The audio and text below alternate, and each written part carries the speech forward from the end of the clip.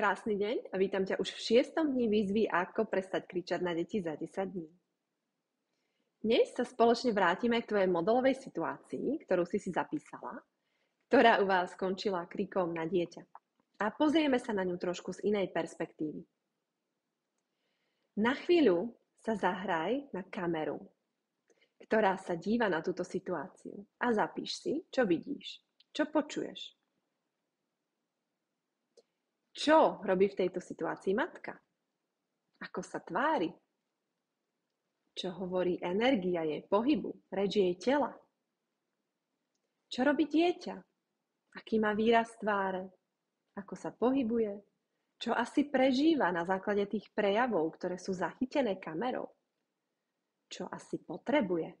Akú potrebu si snaží naplniť?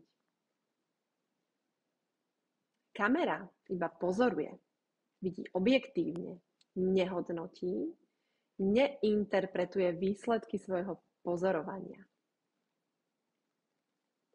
Keď si necháš čas strebať túto perspektívu, možno sa ti to celé už teraz trochu vyjasnilo a hneď ťa napadá, čo by si mohla v podobnej situácii na budúce urobiť inak.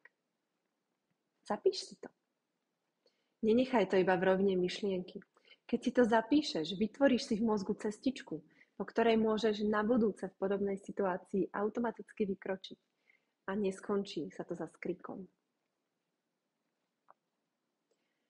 V dnešnej výzve si sa skúsila dívať na situáciu s dieťaťom okom kamery, teda čistým pozorovaním. Pre nás, dospelákov, je tento prístup neobvyklý, len tak pozorovať a nehodnotiť. V našom svete sme zvyknutí automaticky vyhodnocovať naše pozorovania, interpretovať správanie či slová tých druhých a vytvárať si domnienky. Je to špecifická vlastnosť nášho mozgu.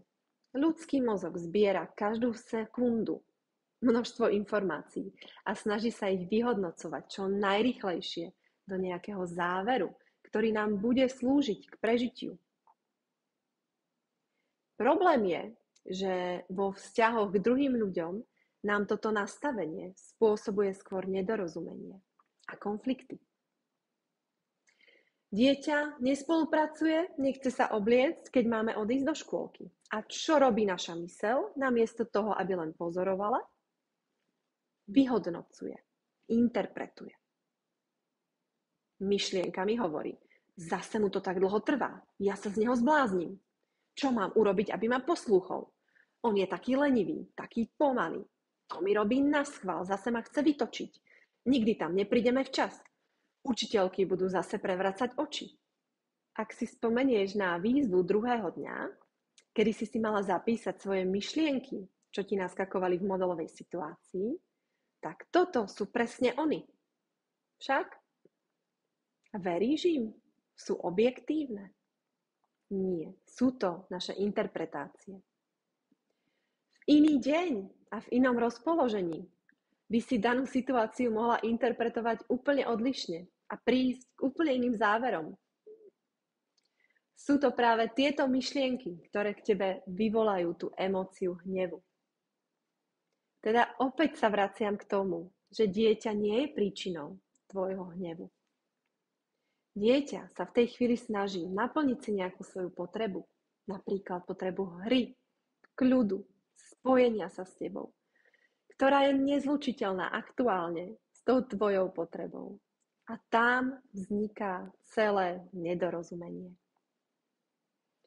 Dokážeš sa teraz, vďaka technike oka kamery, pozrieť na tú tvoju modelovú situáciu iným pohľadom?